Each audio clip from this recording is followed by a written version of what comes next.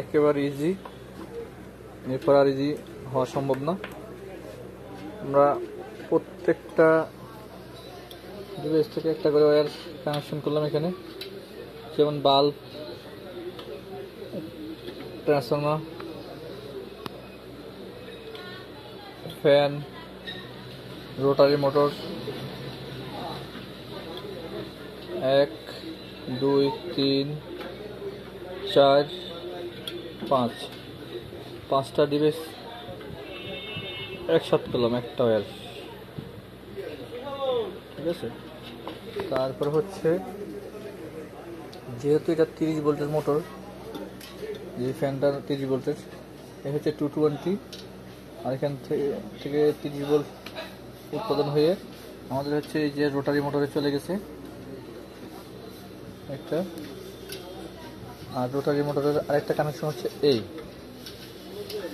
এখান থেকে একটা 30 ভোল্ট অটোমেটিক পাচ্ছে, একটা কানেকশন বাদ, আর হচ্ছে আমরা আরেকটা 220 সাথে একটা অ্যাডজাস্ট করে দিলাম, তাহলে এটা আমাদের রোটারি মোটরটা ওকে। এখন আমরা যে কানেকশনটা করলাম সেটি হচ্ছে মেইন দুইটা কানেকশন হচ্ছে এই, আমাদের এই হচ্ছে একটা কানেকশন ফিউজ হয়ে আসছে একটা কানেকশন, আর ব্লুটা হচ্ছে, ব্রাউনটা তো হয়ে গেল, এখন ব্লুটা হচ্ছে এই থার্মাল হয়ে আসছে, 5টা ওয়্যারের সাথে দিয়ে দিলাম সরাসরি।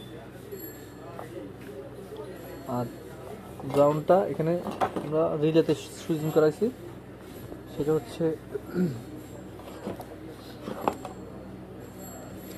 এই ব্রাউন থেকে আমরা কানেকশন নিলাম, ব্লুটা হচ্ছে ডাইরেক্ট, আর ব্রাউনটা থেকে আমরা রিলেতে দিলাম কানেকশনটা। দেখুন ভালোভাবে দেখুন, এগুলো হচ্ছে যারা নতুন একেবারে তাদের জন্য। এখান থেকে হচ্ছে এসি ঢুকছে, পরটা রিলে সুইচিং হয়ে দ্বিতীয়টা দিয়ে বের হয়েছে, তারপরটা দিয়ে আবার এসি ঢুকছে, দ্বিতীয়টা দিয়ে আবার বের হয়েছে, এই হচ্ছে একেবারে ইজি কানেকশন। এখন আমরা একটু লাইন দিয়ে দেখি কি অবস্থাতে আছে।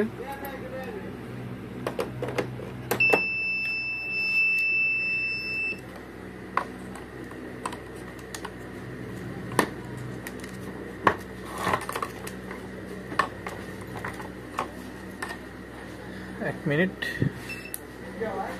স্টার্ট, ওকে। একেবারে ইজি কানেকশন, এরপরে আর কানেকশন সহজ কোনোভাবেই সম্ভব না।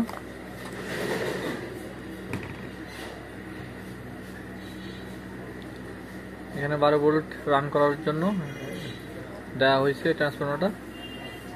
এই যেহেতু এই দুইটা এসি লাইন, এখান থেকে আমরা ট্রান্সফরমার লাইন দিলাম, আর আমরা এখানে সুইচ করে রাখছি অটোমেটিক, যে এখানে যেন না বোঝা যায়।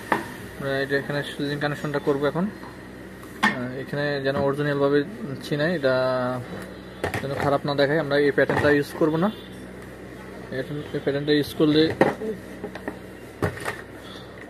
খারাপ দেখা যাবে। এই যেমন এই প্যাটার্নটা এইভাবে ইউজ করতে হয়, আমরা এইভাবে করবো না, আমরা অরিজিনালভাবেই রাখবো যেন উপর থেকে না বোঝা যায়। ধন্যবাদ, ভিডিওটি মনোযোগ সহকারে দেখবেন, তাহলে একদম ক্লিয়ার।